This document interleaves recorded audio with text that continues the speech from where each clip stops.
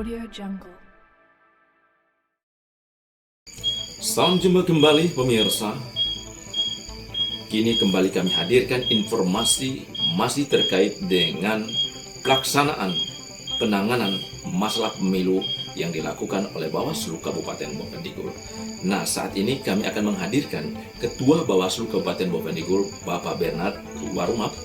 Ini terkait dengan teknis pelaksanaan pemungutan suara ulang yang dilakukan di TPS 901 pada tanggal 24 Februari 2024 kemarin.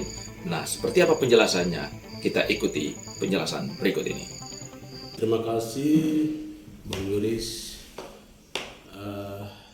Sebelumnya kita sampaikan dulu terkait dengan apa sebab akibat sehingga PSU dilaksanakan di Distrik Jair, TPS khusus TPS 901.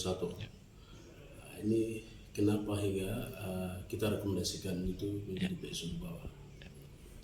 Itu karena pengawas kita di Jair sampaikan informasi ke kita bahwa ada dugaan pelanggaran administrasi. Jadi sehingga pimpinan mohon petunjuk untuk tindak lanjuti temuan tersebut, sehingga sesuai dengan hasil laporan itu kita dapat lalu kita rembuk dengan teman-teman komisioner kabupaten. Kita rembuk, ternyata ini kan masuk dalam unsur, sudah masuk dalam unsur administrasi, sehingga kita pelajari, kita rapat, kita tinjau, sehingga ini masuk dalam unsur administrasi, jadi jelas wajib masuk ke ranah PSU. Itu sudah sesuai dengan pertimbangan kita di Bawaslu, dengan peraturan PKPU bahkan Perbawaslu yang kita kaji semua masuk dalam unsur PSU, sehingga itu terjadi. Kenapa dan alasan apa sehingga PSU terjadi? Karena di situ TPS khusus 901 ini kan TPS khusus. TPS khusus ini kan hanya dikhususkan bagi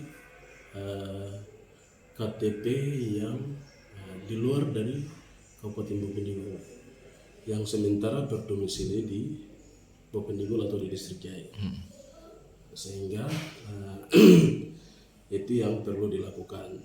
Jadi maksimal TPS khusus ini atau peserta pemilu yang betul-betul domisili di Jair tapi KTP di luar ini kan dikhususkan hanya untuk menerima kertas suara minimal 3, Presiden, DPD dan DPRD. Itu yang wajib dilayangkan ke peserta pemilu. Sehingga tim kita atau pengawas kita di Jair ditemukanlah ada orang-orang atau ada pemilih yang statusnya di Jair, KTP Bovendigul, domisilinya di Jair, ikut serta memilih. Jadi di situ temuan bahwa ini tidak bisa. Ini kan TPS khusus hanya dikhususkan untuk KTP dari luar atau berdomisili di sini tapi KTP di luar. Sehingga itu jadi temuan. Jadi kemarin kita dapat laporan ada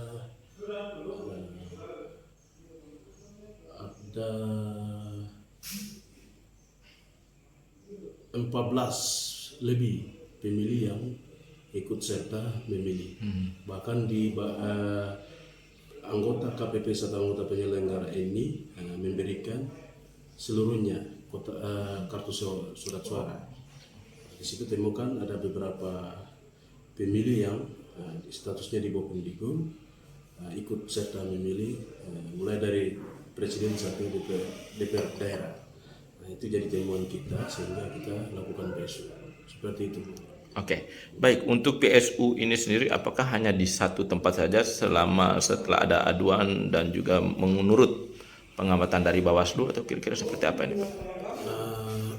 Terkait dengan TSU, memang ada beberapa tempat yang kita temukan, terus ada beberapa laporan yang dari peserta pemilu sampaikan untuk harus di TPS-TPS tersebut harus dilakukan besok. Itu memang kita ada temukan, terus ada laporan masuk seperti itu, tapi kita kaji kembali sesuai dengan peraturan kita, memang tidak sesuai unsur, sehingga hal itu kita tidak tindak lanjuti. Oke. Baik Pak, ini suatu hal yang memang menarik bahwa pemilu kali ini banyak ditemukan persoalan baik itu dari penyelenggara sendiri dan juga pada masyarakat kita. Nah ini apakah ada langkah yang akan dilakukan oleh Bawaslu selaku pengawas ini mengintervensi kepada pihak KPU sehingga pelaksanaan pilkada nanti hal-hal teknis seperti sosialisasi kepada petugas PPS dan juga penyaluran surat undangan harus tepat kepada sasaran. Nah ini kira-kira adakah hal yang akan dilakukan oleh Bawaslu? Baik, Bung Joris, terima kasih. Terkait dengan hal kesiapan pilkada, kami sudah koordinasi di internal kita lembaga Bawaslu yang teman-teman. Kami sudah sepakat itu karena ada beberapa hal, ada beberapa temuan yang kita temukan di TPS terkait kelalaian dari petugas penyelenggara seperti KPPS. Jadi memang ada beberapa tempat yang kita survei dan kita lihat saat pencoblosan tanggal 18 itu memang ada banyak temuan. Jadi anggapan kita merasa bahwa ini KPU tidak maksimal untuk memberikan informasi atau memberikan kajian-kajian terhadap saat pengisian C-Plano terus sama perhitungan hasil suara saat di TPS itu. Jadi banyak kendala sekali yang kita temukan. Jadi harapan kita untuk ke depan nanti tetap kita akan monitoring. Kita akan monitor terhadap KPU. Mungkin kita masukkan kepada KPU untuk harus hal-hal yang ini harus dimaksimalkan supaya tidak terjadi atau tidak terkendala lagi di saat pilkada nanti. Itu kita sudah ada upaya-upaya untuk kita mau sampaikan juga ke KPU. Namun saat ini kita tunggu tahapan pilkada sampai tingkat pleno kabupaten selesai dulu, baru kita lakukan hal seperti itu. Oke, baik Pak. Ini juga kita mendapat informasi banyak ya dari masyarakat khususnya di wilayah distrik Jair bahwa hubungan antara Pandis dan juga PPD ini terjadi miskomunikasi sehingga di sana terjadi tidak saling menyapa ataupun memberikan informasi pasti, bahkan pihak Pandis sendiri untuk meminta hasil dari C1 pleno itu tidak diberikan. Nah ini bagaimana ke depan sehingga hal-hal seperti ini tidak terjadi Pak? Nah terkait dengan hasil C plano sama C hasil sama D hasil, ini wajib harus dari PPD bahkan KPPS harus serahkan. Itu sudah ada aturannya, perintahnya jelas. Ketika itu tidak diberikan, ya maka itu akan terjadi konsekuensi hukum. Kembali lagi ke pengawas kita, kalau betul-betul itu menjadi terganjal, laporkan cepat supaya kita tindak lanjuti untuk form-form tersebut itu harus kita terima sebagai laporan untuk kita. Oke. Ada juga usulan masyarakat kemarin bahwa Bawaslu harus langsung menindaklanjut di lapangan untuk melihat langsung dan turun langsung di lapangan karena jangan menunggu ada laporan baru melaksanakan tindakan. Nah ini kira-kira bagaimana menanggapi ini Pak? Terkait dengan bagaimana kita Bawaslu, istilahnya kami bukan diam ya. Memang ada prosedur, kita tahu mekanisme. Kita kalau dari lembaga kita mau istilahnya kita mau langsung eksekusi lapangan, jangan sampai penilaian orang terhadap kita tidak bagus. Itu salah satu tolak ukur yang kita pikir, dan sesuai prosedur harus kita ada temuan temuan laporan itu berupa entah dari kami yang temukan langsung atau dari masyarakat atau dari penyelenggara pemilu itu sendiri atau pengawas TPS itu sendiri. Jadi bukan hanya di pihak kita Bawaslu untuk tindak lanjuti laporan-laporan itu. Bukan hanya kita saja. Itu oknum-oknum atau orang yang informasi ini saya rasa itu tidak terlalu ini karena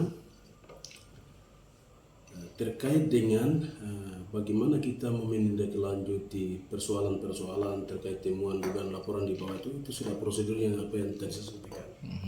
Nah, jadi terkait dengan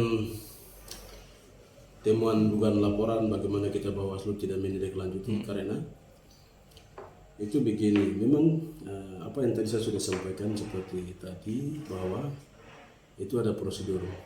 Jadi kami juga sementara di Bawaslu kita buka ruang, bukan hanya kita tutup diri atau tutup informasi komunikasi, tidak. Kita buka ruang, siapa saja dapat laporan silakan dilaporkan. Kita juga ketika kita turun jalan di mana saja ketika kita dapat temuan seperti itu, tapi kita tindak lanjuti. Kami tidak bisa duduk diam karena itu konsekuensi kita terhadap lembaga ini. Pemirsa, itulah tadi kita sudah bersama-sama mengikuti atau kita bersama-sama sudah menyimak terkait informasi pelaksanaan PSU yang digelar di Camp 19 Kampung Astiki Distrik Jaya terkait dengan PSU.